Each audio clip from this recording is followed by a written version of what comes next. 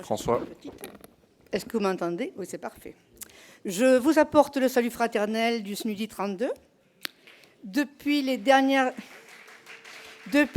élections professionnelles, nous sommes élus, donc, nous siégeons en CT, en CHCT et en CDAS.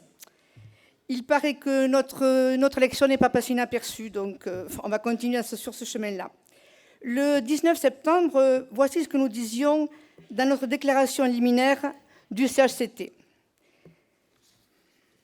Lors de conflits, on renvoie bien souvent dos à dos parents et enseignants. Au pire, les enseignants sont soupçonnés de carence, d'incompétence ou de faute.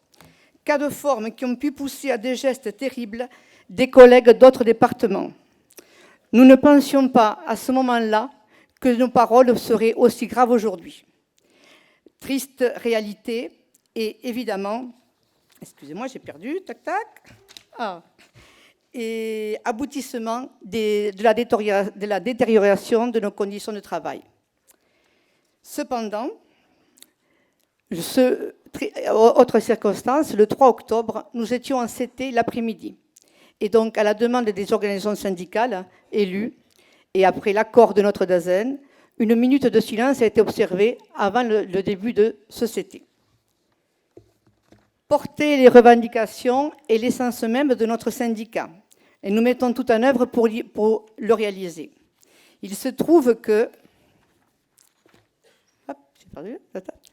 début mai, notre DAZEN a voulu imposer à titre expérimental les petits déjeuners dans notre école élémentaire pendant le temps scolaire. Évidemment, taux le général de tous les collègues, tout le monde était vent debout, pas possible, etc.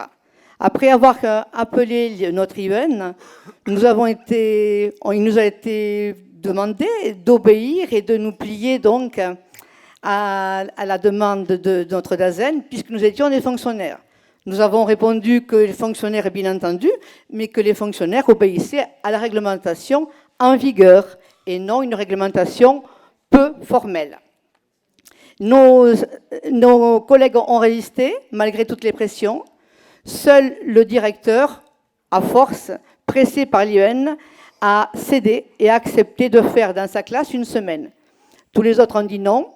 Le DAZEN n'a jamais répondu à nos demandes et c'est ainsi que nous sommes arrivés au CHCT. Le dernier CHCT de l'année, nous avons donc remis cette question-là au DAZEN.